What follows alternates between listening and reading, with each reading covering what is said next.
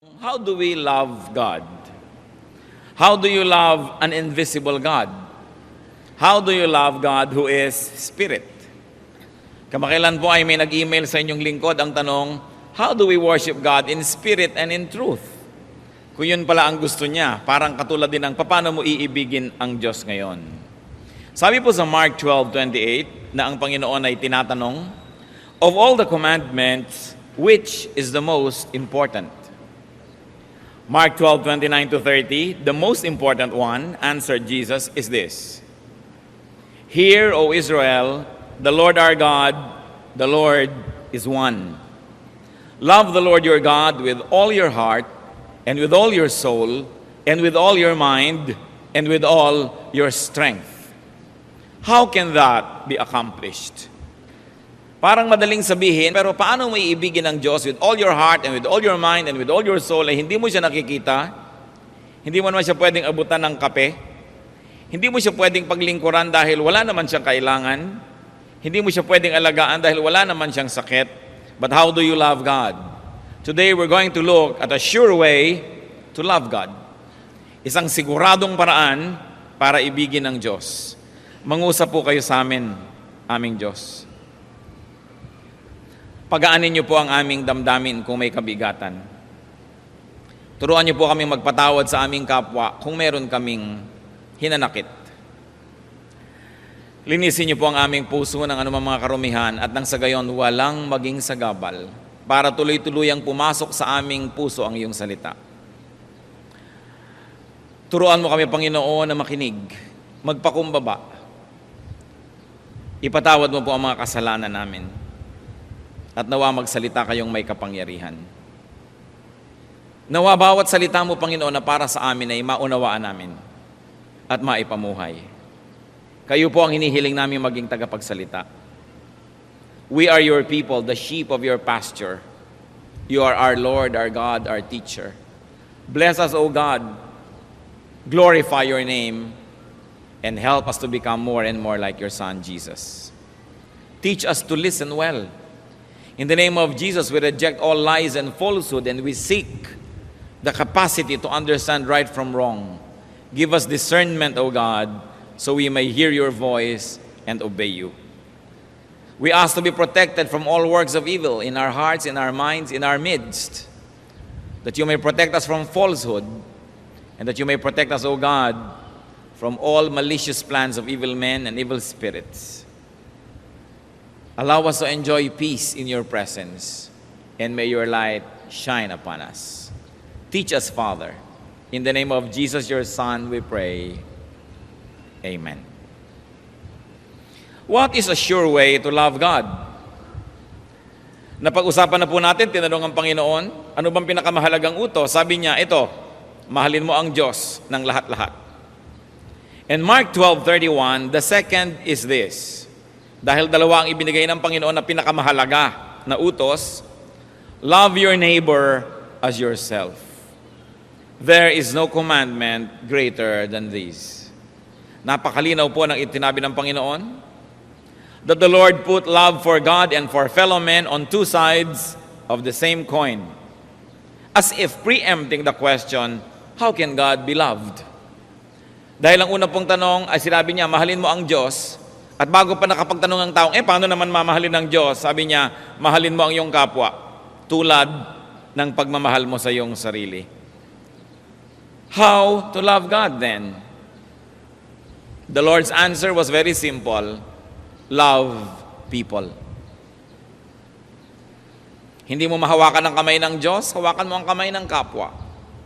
Hindi mo matutulungan ang Diyos dahil siya'y Diyos, tulungan mo ang kapwa. Hindi ka pwedeng makipagngitian sa Diyos kasi hindi mo siya nakikita, makipagngitian ka sa kapwa. Gusto mo palang mahalin ang Diyos, sabi niya, pues, mahalin mo ang iyong kapwa tulad ng pagmamahal mo sa iyong sarili. Yan na ang pinakamabisang paraan. Love for other people is what religion is all about. Actually, it is what religion should be about. Sadly, religion sometimes drags us into needless discussions, quarrels, even religious warfare. But true religion is to be good to other people. Sabi nga sa Bible, religion that is undefiled before God is this: to visit orphans, widows, to seek, to help those who are in distress. Ang pinakamagandang bunga po ng theology, ang pinakamagandang bunga ng kaalaman sa salita ng Diyos, ay ang mabuting gawa sa ating kapwa. Matthew 25:40, the Lord, represented by the king in the story, at the end times judgment, the king will reply, I tell you the truth, whatever you did for one of the least of these brothers of mine, you did for me. Isa pala yan na gagamitin ng Diyos sa panukat, sa tao, sa pagwawakas at sa paghuhukom, kung anong ginawa natin sa mga pinakamaliliit na mga kapwa natin tao, sa pinakamaliliit na maituturing sa panukat ng mundo, ay ginawa para sa Diyos. So wala na tayong problema kung paano mamahalin ng Diyos. Sabi niya, mahalin mo ang iyong kapwa tulad ng iyong sarili. How are we to love people? The Lord said, love them as you love yourself. So it is important to keep loving oneself, because those who have no love for themselves cannot love other people too. Neither can they do that. Akala nung iba, pag inibig mong kapwa, wala nang natin ang pag-ibig para sa iyong sarili. Kaya malinaw ang sinabi ng Panginoon, love your neighbor as you love yourself. Mark 12:31. The second is this, love your neighbor as yourself. Kaya napakaganda po ng Tagalog dyan pakikipagkapwa. Ang tawag natin sa tao ay kapwa-tao. Pareho ko. Ang nararamdaman ko ay nararamdaman niya, ang kailangan ko ay kailangan niya, ang gusto ko ay gusto niya, ang nananakit sa akin, nananakit din sa kanya. Kaya kapwa ko siya. Napakaganda ng salita. Pareho kami. How are we going to love our neighbor as we love ourselves? Give as you like to receive. Di ba gusto po nating makatanggap? Bueno, kailangan na ang kapwa natin ay makatanggap din mula sa atin. Kung papaano natin gustong maging recipient, dapat ganun din tayo maging giver. Kung paano natin gustong maging beneficiary, dapat ganun din tayo maging tagabigay. Maging benefactor ng ating kapwa. At kung paano tayo nagbibigay, ganoon naman din tayo tatanggap. Sabi sa 2 Corinthians 9:6, whoever sows sparingly will also reap sparingly. And whoever sows generously will also reap generously. Kung nagtatanim ka ng konti, natural lang na ang aanihin mo'y konti. Kung nagtatanim ka ng marami, natural lang na ang aanihin mo'y marami. How do you love your fellow men as you love yourself? Help as you like to be helped. Gusto natin, natutulungan tayo, naaalalayan, pero nag-aalalay ba tayo sa ating kapwa? Kaya nga pati yung mga tao noong unang panahon, ay kinikilala sa tulong na ibinibigay nila sa kapatiran. At tinuturuan ng kapatiran, tulungan din natin siya, tulad ng pagtulong sa atin. Sa Romans 6:2, binabanggit si Phoebe, I ask you to receive her in the Lord in a way worthy of the saints, and to give her any help she may need from you, for she has been a great help to many people, including me. Dito po ibinibilin itong si Paul, natanggapin ng mga daratnan itong babaeng si Phoebe. Pag sinabi pong saints sa New Testament, ang tinutukoy ay ang mga taong buhay, mga anak ng Diyos, mga lingkod ng Diyos na tumanggap kay Kristo bilang Panginoon at tagapagligtas. Hindi po nung kailangan ng mga elaborate ceremony para matawag kang saint. If Christ is in you, you are serving God, and it is obvious that you have a godly life, Paul would call them saints. Kaya sabi niya, hinihiling ko sa inyo na tanggapin niyo siya sa isang paraang bagay at angkop at tama lang sa isang anak ng Diyos, sa isang saint. At bigyan niyo siya ng tulong, tulad din naman ng naging pagtulong niya sa maraming tao, kasama na ako doon. So, how do you love other people? Help as you like to be helped. Understand as you like to be understood. Most of the time, we have troubles among people because we like to be understood, but we don't like to understand. One way ang relasyon. Gusto nating inuunawa tayo, hindi naman natin inuunawa ang kapwa. Forgive as you like to be forgiven. May mga tao humihingi ng forgiveness, gustong mapatawad, pero sila din hindi naman nagpapatawad sa kapwa. In fact, they become vengeful, they become vindictive. And if they happen to have power, they use their power to get even with those who have wronged them. Ano po ang sabi sa Lord's Prayer, Matthew 6:12? Forgive us our debts as we also have forgiven our debtors. Ang kausap dito ay ang Diyos Ama, patawarin mo kami gaya rin naman ng pagpapatawad namin sa iba. Gustong-gusto po natin tayo ay pinapatawad, pero tayo ba nagpapatawad? So love others as you love yourself. Now, forgiveness doesn't mean injustice. If you have committed a wrong, I can forgive you in my heart. It means I will not be angry with you, I will have no hatred, I will not want to get even. But if you have committed a wrong against society, you have to pay. Because forgiveness doesn't mean forgetting justice and reason. Papatawarin kita, ibig sabihin, hindi sa loob ng puso ko, hindi ako magagalit sa'yo, hindi ako magtatanim ng sama ng loob, hindi kita gagantihan, subalit magbayad ka dapat sa iyong pagkakautang, lalo na kung sa lipunan. Halimbawa, merong isang asosasyon, yung treasurer, ginasta niya lahat ng pera ng asosasyon, tapos sinabi niya, I'm sorry, gano'n na lang ba yun? O sige, pinapatawad ka namin, hindi kami magagalit, hindi kami mamumuhi, pero bayaran mo ang ginastos mo. Dapat may katarungan. Ang paghingi ng patawad ay may kakambal na pagsunod sa katarungan, sa katuwiran, at sa tama. Hindi limutan na lang, gano'n na lang. You've got to restitute. Kaya sa Bible, ang mga hukom tinuturuan, a tooth for a tooth, an eye for an eye. Hindi po para sa mga ordinaryong tao yun na nagalit, na tinanggalan kanya ng isang mata, tatanggalan mo rin siya. Tinaga kanya, tatagain mo rin. Ito po'y utos sa mga hukom. Ibig sabihin, kung ito yung inutang nitong taong to, ito ang kanyang atraso, dapat bilang hukom ang ibibigay mo sa kanya at ipapataw mo sa kanyang parusa, katumbas ng kanyang kasalanan. Ngayon, yung mga tao na napagkamalian, tinuturuan, o sige, magpatawad ka, huwag ka na magtanim ng galit, pero kailangan may hustisya. Because God is a God of justice. Kaya tayo po, may mga kasalanan, di ba? Bakit tayo napatawad? Kalimutan na lang ba? Hindi. Nagbayad si Jesus. Kaya ang ating utang na bura, kasi binayaran ni Jesus. Nagbayad. Ngayon, kung walang magbabayad para sa'yo, dapat ikaw magbayad nun. Kaya ang taong wala si Jesus sa kanyang buhay, hindi nagpapaligtas kay Jesus, wala siyang tagapagligtas, sarili lang niya. At kaya ba niyang iligtas ang kanyang sarili? Laging may bayad. Yan ang nire-require ng Diyos. In-exempt tayo sa bayad ng kasalanan, pero binayaran pa rin, anak ng Diyos ang nagbayad. Ganun kahalaga ang pagbabayad. Sana sasabihan na lang ni Jesus, o sige, patawarin na ang lahat. Kalimutan na lang. Pero hindi ganun ang Diyos eh. Dapat may bayad. Ang ginawa na lang ng Diyos para tayo mailigtas, siya ang nagbayad.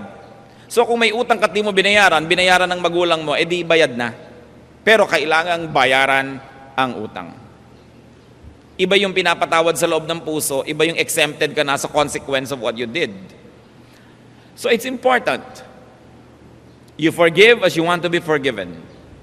And also, you respect as you like to be respected. Gustong-gusto natin, pag nagsasalita tayo, makikinig ang tao, pero pag nagsasalita sila, nakikinig ba tayo? Gustong-gusto natin, sinusunod tayo ng mga nasa ilalim sa atin at ating mga nasasakupan, pero masunurin ba tayo doon sa nakakataas sa atin? Kaya sabi, love others as you love yourself. Hindi na hiningi ni Lord na love others and forget about yourself. Sinabi niya, sige, go on loving yourself, it's all right. Just don't forget to love others the same way you love yourself. And comfort as you like to be comforted. Lahat po ng nakakatanggap ng pag-aalo, pagpapalakas ng loob, paghimas ng Panginoon, sa ating paglakas, ay meron naman tayong tungkulin na gawin yon sa ibang mahihina. 2 Corinthians 1:4, God comforts us in all our troubles, so that we can comfort those in any trouble with the comfort we ourselves have received from God. Pinagiginhawa tayo ng Panginoon upang ang kaginhawahang natatamasa natin mula sa Kanya ay maipadama natin sa iba na nangangailangan din ng ganong ginhawa. So, kung anong tinatanggap natin sa Diyos, ganon dapat ang ginagawa natin at ibinibigay sa tao. Kung anong gusto nating tanggapin mula sa Diyos, ganun dapat ang handa nating ibigay sa tao. At kung yun ang ibinibigay natin sa tao, ihanda din natin ang sarili, yun din ang ating tatanggapin. Accommodate as you like to be accommodated. Sasabihin natin, napakasimple naman itong mga ideya na to. Ito pong mga simple ang nalilimutan.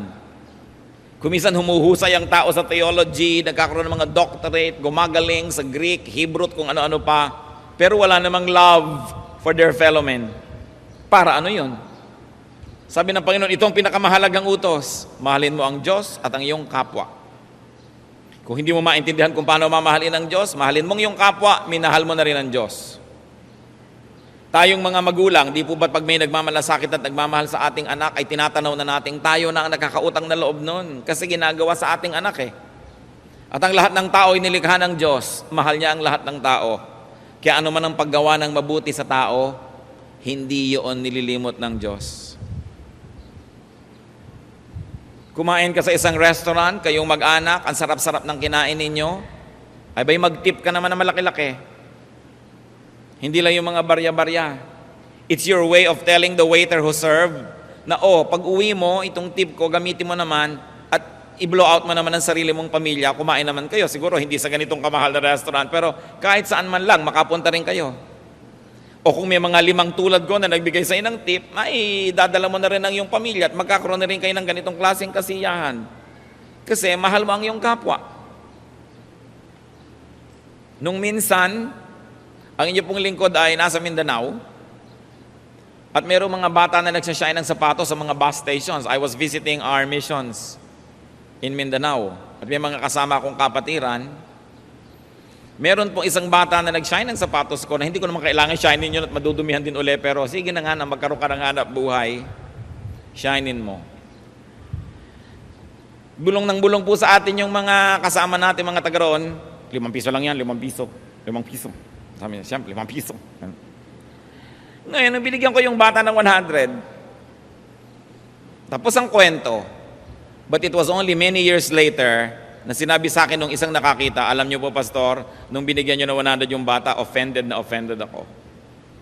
Ang feeling ko, nagtatapong kayong pera. Kapastor-pastor niyo pa naman. Pero ngayon, sinasabi ko na sa inyo kasi ngayon ko lang naunawaan. Sabi ko, paano ko pwedeng itapon ng pera na ibinigay mo sa isang batang mahirap? Paano matatapon yon? Paano matatapon ng pera na ibinigay mo sa isang waiter na alam mong baka minimum wage o trainee? Na ang anak noon, asawa, walang inabangan sa pag-uwi niya, kundi nakatip ka ba? Paano maitatapon ang isang perang ibinibigay mo sa isang maralita? Sa isang nangangailangan? At sa palagay nyo, hindi malulugod ang Diyos na nagbibigay kang ganon?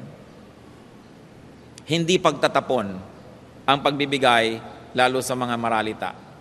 Lalo pa nga at pinagtatrabahuhan nila. Sometimes you have to agonize if you're going to give to the needy or the deserving. Kumisa, nag-iisip din ako noon, will I give to the needy or to the deserving? Ngayon, para huwag ka nalang malito, as the Lord enables you, bigyan mo na lang pareho.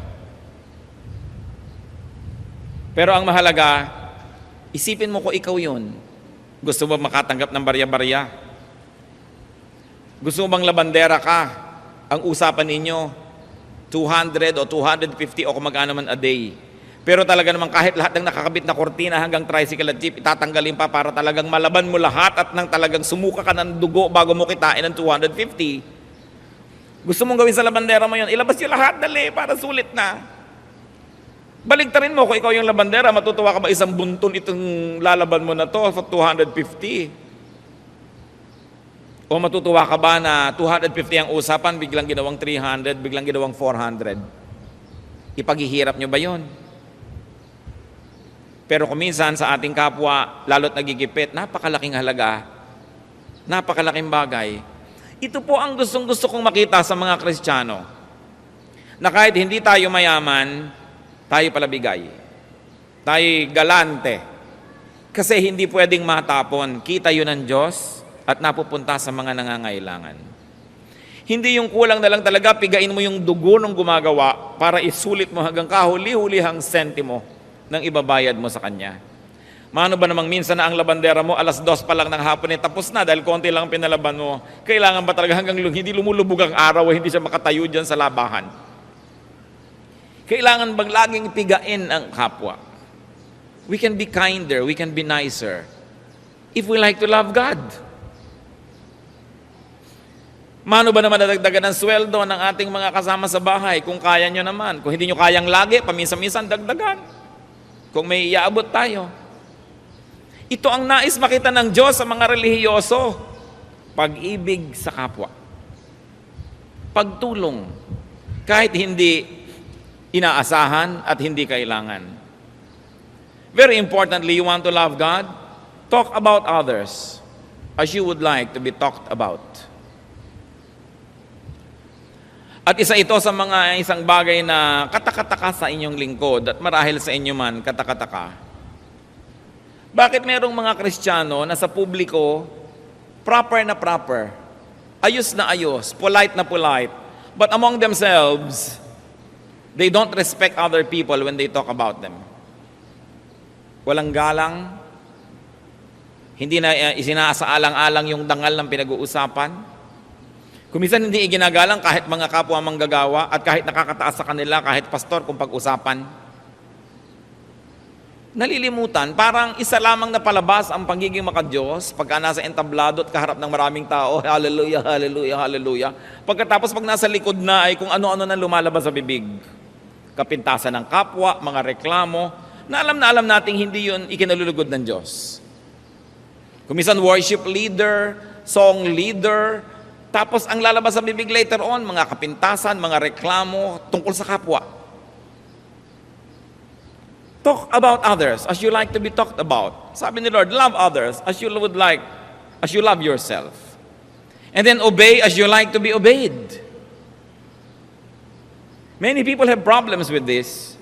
They like all their subordinates to be very obedient, but they are not obedient to their superiors. Ephesians 6:5-9, obey your earthly masters with respect and fear, and with sincerity of heart, just as you would obey Christ. And masters, treat your slaves in the same way. You cannot be a good leader if you are not a good follower first. You cannot be a good leader if you are focused on making a personal kingdom. What is leadership? Leadership is trust from God. Leadership is a responsibility. Inilalagay sa iyo ng Diyos ang mga taong nasa iyong ilalim ng iyong administrasyon, ng iyong pangunguna, para mo arugain, para alagaan, para turuan, tulungan, hindi para sila pagsamantalahan, hindi para sila gamitin lang pampataba ng iyong puso. So value people as you like to be valued. Romans 12:10, honor one another. The problem with many people is that they honor themselves and not honor other people. Kaya sabi ng Panginoon sa Luke 3:31, do to others as you would have them do to you. Kung anong nais mong gawin sa iyong kapwa, yun ang gawin mo muna sa kanila. Kaya kung minsan, sabi ng iba, the greatest revenge is when there is a role reversal. Ang pinakamaganda daw revenge ng father sa kanyang son is when the son becomes a father already. Ayan, nakaganti na ako sa iyo, magulang ka na rin. When the student becomes a teacher, and there are students who are as he was, yun ang ganti. When the subordinate becomes a superior, when the employee becomes the employer, when the follower becomes the leader, that becomes justice. Ayan, mararamdaman mo ngayon ang hirap. Alam nyo, ang aking pangarap, lahat ng tao maging pastor, nang makaganti-ganti naman ako. Nang maramdaman ninyo ang hapdi at hirap. Akala lang nung iba, naku, sarap naman, lagi kang nasa presidential table, inaabutan ng atis, binibigyan-bigyan ng mga maligasgas kung minsan pag kinakamayang kami, nakaipit na kung ano. Yun lang ang nakikita ng iba. Kaya sabi ko, nawa lahat ng tao maging pastor kahit malang 6 na buwan. Nang malaman nila, kung minsan sa ibang mga organisasyon, makikita mo yung mga associate, yung mga assistant, Sinusuwag yung leader nila, gusto nilang sila yung maging tunay na leader. Sabi ko, naku, sana na nga ay matuloy at maging leader kayo at nang malaman nyo ang hirap. At nang malaman ninyo kung papaano yung ginugusto nyo mangyari sa buhay ninyo. Because leadership can only really come from God. Talagang tatawagin ka, tuutusan ka. Kapag ikaw ang naghahanap ng sarili mong leadership, we should be suspicious. Because you probably only want a personal empire. Yung nasa isang organisasyon ka na, gusto mo pang hiwalay para ikaw na ang masunod at ikaw makapangyari. Ang nakikita mo lang siguro, yung perks. You don't see the difficulty. I will always be suspicious of people who like to be leaders. Because genuine leaders are dragged, pulled, persuaded, sometimes forced by heaven to assume leadership. Pero yung laging gusto ko mag-lead, baka may hidden agenda. Walang matinong tao na gusto maging leader. Dahil alam nyo, ang hirap nun. When you live in a glass house, when you have to please everybody. Kaya makikita po natin, if you are not a top leader, be submissive. So that when God gives you probably what you desire to be the top leader, then yung itinanim mo maganda. Then ang aanihin mo maganda. Pero pag ang itinanim mo ay hindi maganda, yun din ang iyong aanihin. Mahalin ang tao tulad ng gusto mong mahalin ka. Itrato mo sila tulad ng gusto mong trato sa'yo, sapagkat babalik at babalik yan. Dapat umasenso ang lahat para umaunawaan yung dating nakakataas sa kanila, para maunawaan nilang ibig sabihin ng pagiging mataas, na hindi pala yun, kanais-nais. Because to whom much is given, much is required. Kaya mahalaga po ang mga tao makalabas sa ignorance. What is ignorance? For me, ignorance is nothing but not understanding others. Ang ignoranting tao ay yung limitado ang karanasan, hindi niya tuloy kayang unawain ang kanyang kapwa. Kaya pag ignorante ang isang tao, ano nangyayari? Nagiging judgmental. Makitid ang isip. Palapintas, palareklamo, kasi hindi niya nauunawaan ang hirap na dinaranas ng iba.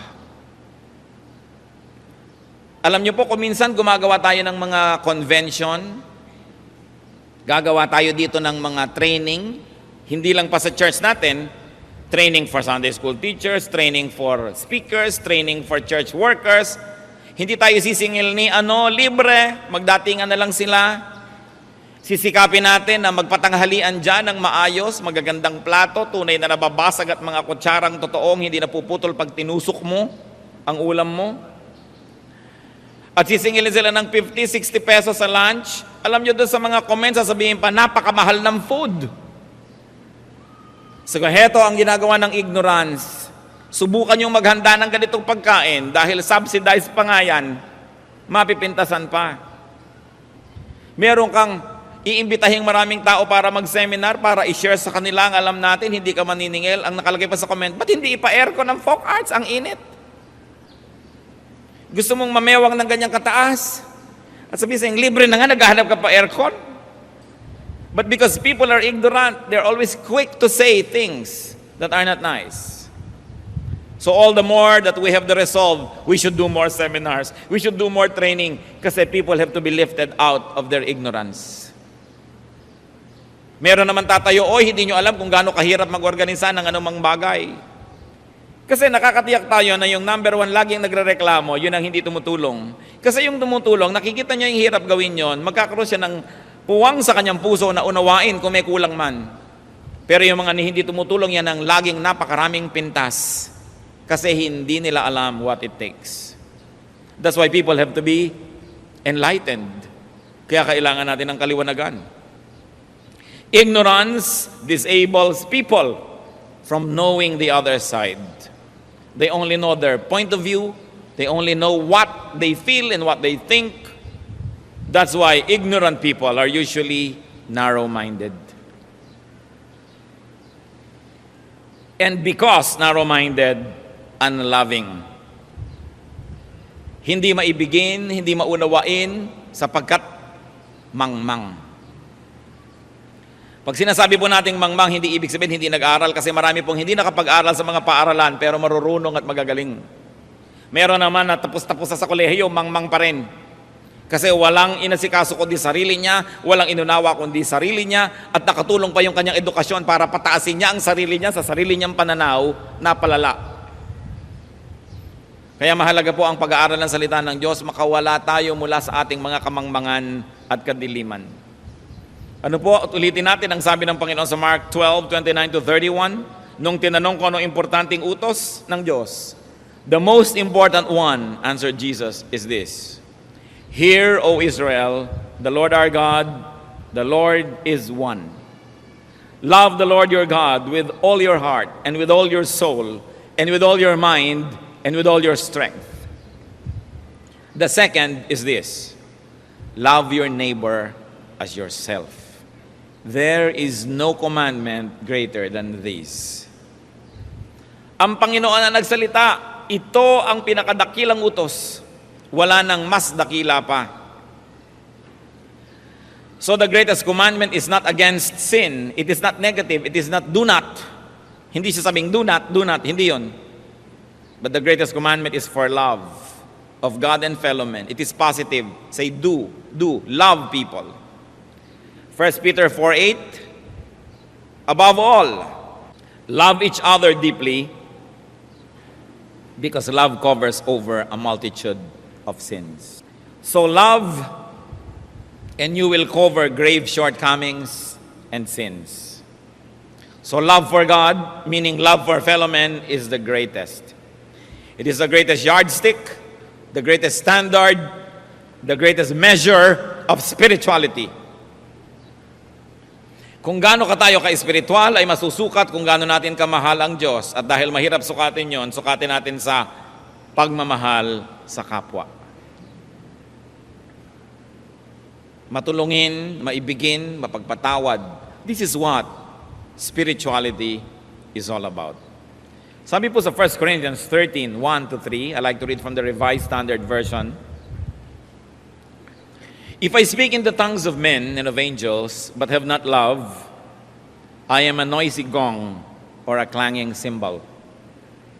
And if I have prophetic powers and understand all mysteries and all knowledge, and if I have all faith, so as to remove mountains, but have not love, I am nothing. If I give away all I have, and if I deliver my body to be burned, but have not love, I gain nothing. Kung wala daw pag-ibig, baliwala kahit you can speak in tongues or a representation of spiritual gifts. Kahit marami kang spiritual gifts, yung mga kakaibang gifts, baliwala if you have no love. Without love, prophecy and knowledge is nothing, representing all intellectual pursuits. Yung isa, yung spiritual na mahirap sukatin sa karunungan, yung isa naman prophecy and knowledge. At sabi, if I have all faith as to remove mountains. So, talking about hyper faith, kaya ng faith mo na magawa ang lahat ng bagay pero wala ka pa rin pag-ibig, baliwala. And if I gave away all I had, even if I had charity, to the point of allowing my body to be burned as a sacrifice for others, sacrifice, it means nothing if you don't have love.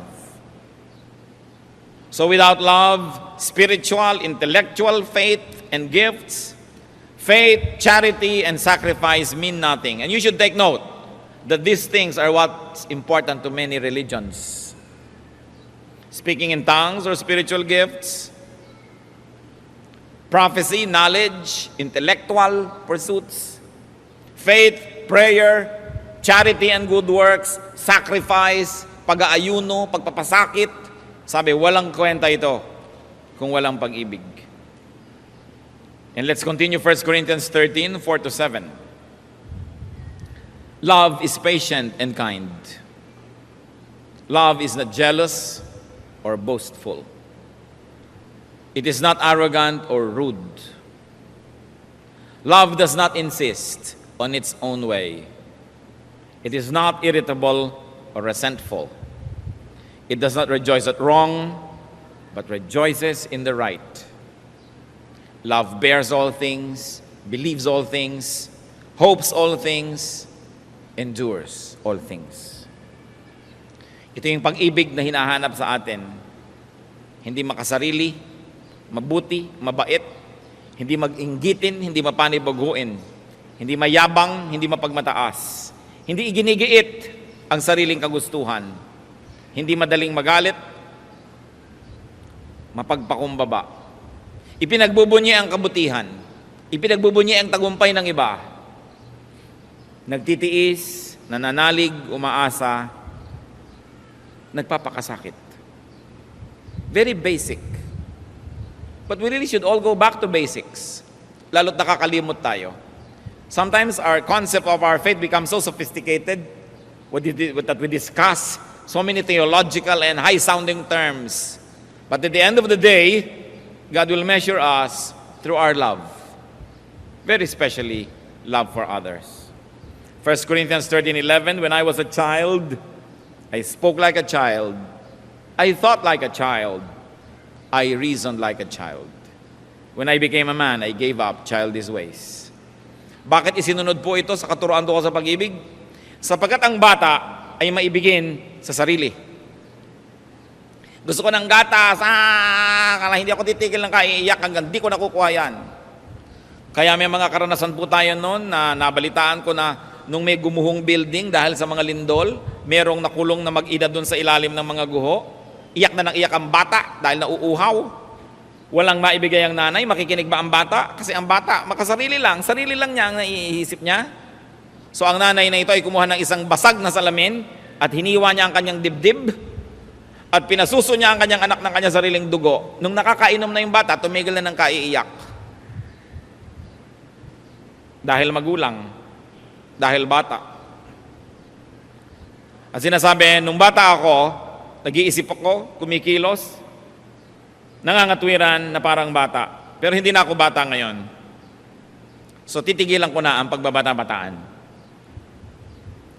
So sino po ang bata? Lover of self only. Sino yung mature? Those who love themselves and love others the way they love themselves. So we should mature. Hindi na tayo bata sa pananalig. Hindi na tayo bata sa edad. Dapat na tayo ngayong marunong mag-isip tungkol sa ating kapwa.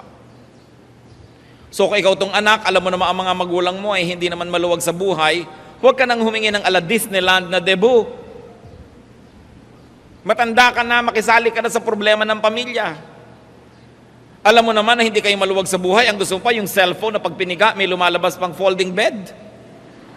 Kung ano-ano na lumalabas kayo sa cellphone, hindi naman kailangan sa pagtawag. Bakit kasali pa ito? Pampamahal. Hindi tayo nagdedeman ng mga bagay na alam natin nahihirapan naman yung mga mahal natin sa buhay para ibigay. Although natutuwa sila magpakasakit para ibigay sa atin, pero hindi na tayo bata. Dapat nakikisama na tayo sa pananagutan ng mga matatanda. Ganon din sa church. Kung kayo mahigit 6 na buwan na anak ng Diyos, kasama na kayo dapat sa solusyon. Hindi na lagi na lang sino pinagsisilbihan, binabati, dadali sa silya, papaypayan, tuturuan, kakantahan, ipapanalangin. We graduate from that level. And we graduate to the level of maturity where we are now the ones na humihiwa sa ating dibdib ng salamin ng bubog para makapagpainom sa nauuhaw. We should all make it our goal to become mature and to act in a mature way. Hindi na yung konting problema lang sa church, magtatampo ka na, lalayas ka na, lilipat ka sa iba, mamaya nagtampo ka na naman doon, lalayas ka na naman, 30 taong ka na nagpapalipat-lipat. Siyempre, walang perfect church, and when there's a perfect church, please don't join it, because the moment you join it, its perfection is destroyed. So kailangan, marunong na tayo magpasensya, may pinapalampas ka na. Pararaanin ko na to. Kasi kahit naman saan ako magpunta, makakakita na naman ako ng mali sigurado. Meron ako ditong hindi kasundo, pero kahit saan ako magpunta, meron na naman ako hindi makakasundo dahil talaga namang magulo ako We mature. We learn to endure. We don't escape every trouble, but we try to solve. And even if it could not be solved at the moment, we endure. That's what maturity is all about. Nakakakita ka ng problema sa isang department ng church, tumulong ka, alam mo palang tamang gawin, sumali ka. Pero hindi yung sasali ka, gusto mo everything is served to you on a silver platter. Kakanta ako pero ilagay ako sa magandang lugar, bigyan ako ng mic, tamaan ako ng ilaw. Tutulong ako pero kailangan ganito lahat ang requirement. Nakikita mo nang may problema, kaya pagsali mo doon, yayakapin mo pati problema dahil gusto mong makatulong. Hindi para ka lang paglingkuran. Kaya ka pa sumali, paglilingkuran ka din lang pala. Eh di mahirap yon. Alam niyo po kung ganitong attitude ng mga Kristiyano sa mga churches, uunlad ang church ng Panginoon. Oras na nakakita ka ng kapintasan, tulungan mo para yun masolve. Ngayon, kung hindi ka tutulong, shut up. It is the best that you can do. Shut up. Dahil kung minsan kadadaldal mo, may mahahawa pang iba, magiging negative pa yung feeling nila, sumasaya na sana sila, nabe-bless na, ne-negativein mo pa. So if you are not helping, you have no right to talk. Dahil wala namang takilya, hindi ka naman nagbabayad para pumasok. Di ba? Kung manonood ka pa nga ng concert, nagbabayad ka pa ng mahal, nagtitiis ka rin eh. Bakit ang mga anak ng Diyos, kumisan ang tagal mag-mature? It is all right to keep loving yourself. Just love others the same way. Kailangan man may love for self ka eh. Kita niyo yung mga walang love for self? Wala lang love sa iba? Kakabitan yung sarili nila ng bomba at pasasabugin, kasama sila sumasabog at saka ibang tao sa paligid nila. Kasi walang love for self and others. Kaya mahalaga, love mo rin yung self mo. Hindi napapangakuan ka ng kung ano-ano. Pag sumabog ka dyan, pupunta ka sa paraiso. Ano naman klaseng paninalig yun? Nung naging bopis ka, tsaka ka pupunta sa paraiso. Kaya napakahalaga po yung ating paniniwala, binabantayan natin. Kasi ang daming relihiyon sa mundo. At madali namang malaman kung ano yung sa Diyos. Yung nagtuturo ng pag-ibig sa kapwa. Yung nagtuturo ng pagpapatawad. Yung nagtuturo ng kababaang loob. Dapat sinusukat natin ang lahat. Sasabihin na, lahat ng mga relihiyon, pare-pareho sa Diyos lang ang ending, ha? Dumating ako sa Diyos na bopis. Durog-durog. Ganon ba yung gusto niya? Kaya mahalagang sinusuri, mahalaga po nag-aaral tayo. You know, we have Sunday school, we have Bible study before this period. I wonder how many of you would even bother to attend our Bible studies. Ito po yung lahat ay binubuksan para sa inyo. Lahat tayo umattend. Iba kasi yung Bible study, nakakapagtanong ka, nakakadiscuss, you can open your mouth and also give your opinion. Iba naman, magkakambal po dapat ito eh. Itong ating worship at saka yung Bible study, kambal dapat yan. Kaya magkadugtong. Sikapin nyo. Tuwing ang church merong ibinibigay at binubuk sa mga klase, sikapin nyo umattend. Sa ikalalago nating lahat yan. So how can you love God and others more? Very importantly, reverse your point of view.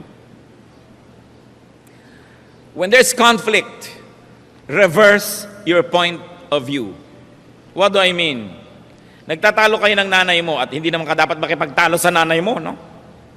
Pero ipagpalagay na, tingnan mo rin yung point of view ng nanay mo.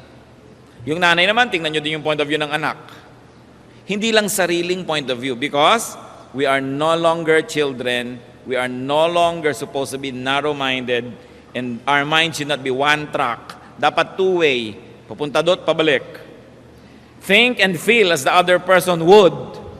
Because that's what Jesus said, love others as you love yourself. It's the sure way to love God. To love others is the purest form of religion. No theology, no argumentation, no ceremony, no ritual can be higher than that. Why? Because Jesus said so. No commandment is higher than this. Sabi niya, love others as you love yourself. Aming Diyos, kami po ay napasusuri. Gusto po naming makita ang sarili namin kung paano nyo kami nakikita ngayon. Sa mga may asawa rito, ipakita nyo, Panginoon, minamahal ba nila ang kanilang asawa kung paano nila kamahalan sarili? Sa mga magulang at anak, sa magkakapatid, sa magkakasama sa bahay, sa trabaho, sa ministry, nangyayari po ba ito? Are we submitting ourselves to the highest commandment of all, which is to love God and to love others as we love ourselves? Ano, Panginoon, ang aming mga pagiging makasarili? Ipakita niyo po sa amin ang aming pagiging makitid, pagiging sobrang manipis at maramdamin, ang pagiging self-righteous. Ipakita niyo, Lord, kung meron po kaming unhealthy level of expectation for ourselves.